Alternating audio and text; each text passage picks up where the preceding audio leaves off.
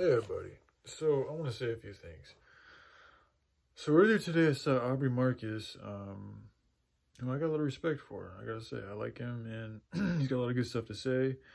And today, earlier, he made a video talking about how if you want to save the world, you gotta have the beauty in you and essentially be able to share that with the world, project it to the world. And, you know, I mean, I get what he's saying. I do. But it's like today, for instance, what happened? You know, I shared with you guys that we lost our elder dog, Rosie. And, you know, I mean, I have over 400 subscribers and only one person really, you know, decided to leave a comment, you know, of a positive nature, you know, and it, you know, it wasn't even like a kind of like, I hope you're doing all right or condolences or anything like that. It was commenting how beautiful the dogs are, which is cool. But, you know, there still wasn't anything about, you know, just helping me get through a tough moment in my life, you know, just now I want to say too, like, you know, with death, like you should celebrate. It's good to celebrate the life of the departed, excuse me.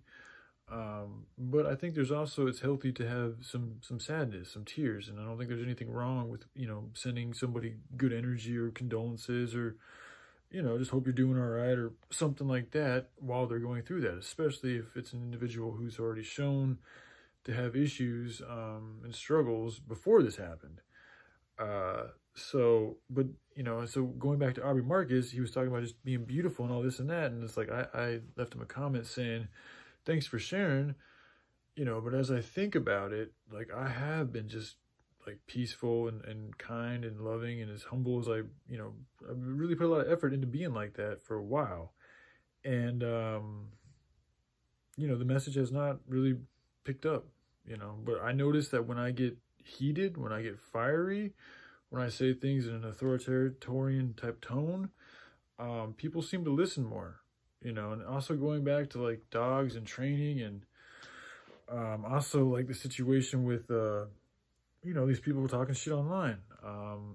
So Little Bear, he used to attack the family, myself included, all the time, like sometimes multiple times a day.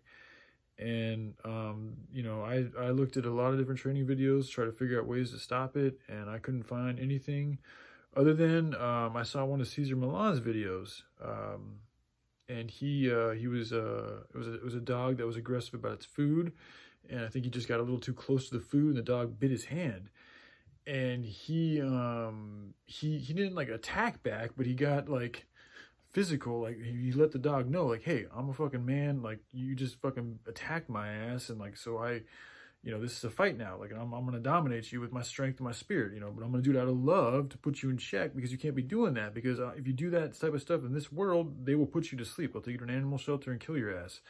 Or a larger predator perhaps will kill you.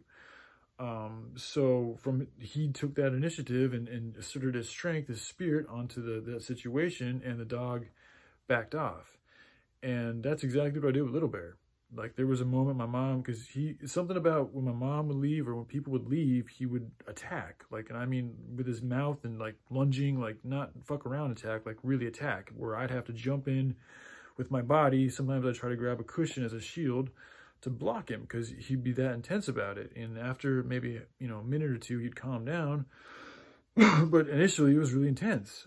So then one time he just did it to my mom, and this was after, you know, this has been going on for at least 3 months or so. And I fucking, some of my buddies been telling me, man, you got to put him in check. Like, you know, they were telling me like, hit him and shit. And I was like, I'm not going to hit him.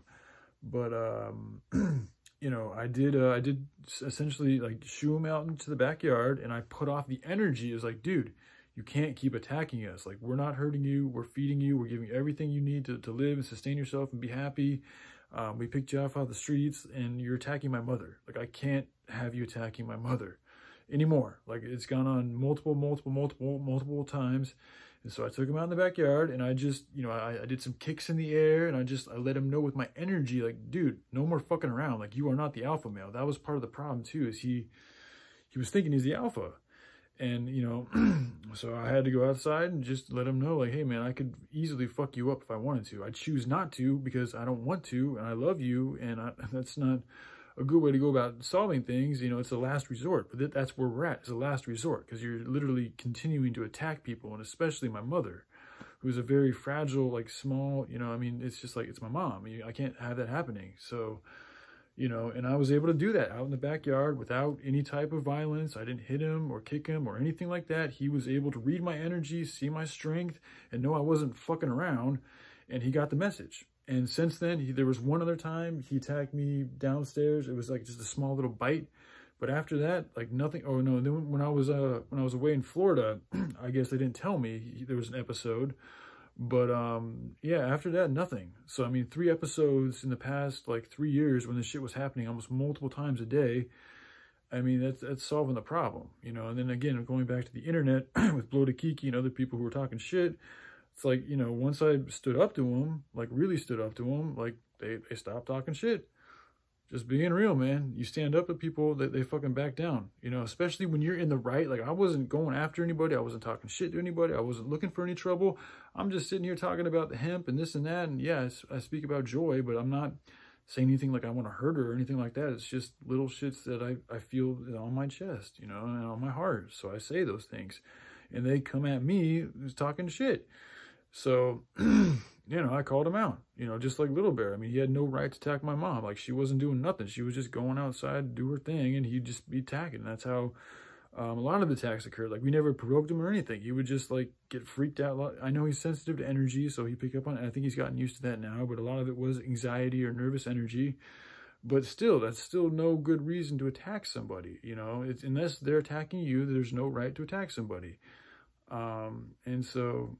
yeah, just a few words on, you know, ways I've learned how to deal with violent situations. It also goes back to what Pop said about, you know, being peaceful isn't always just about not doing nothing. It's about being the person that goes in and settles the conflict. So sometimes that means you've got to be conflicting with the conflicting force to settle the conflict and bring about more peace. So, all right, I love you guys. Y'all take care. Bye.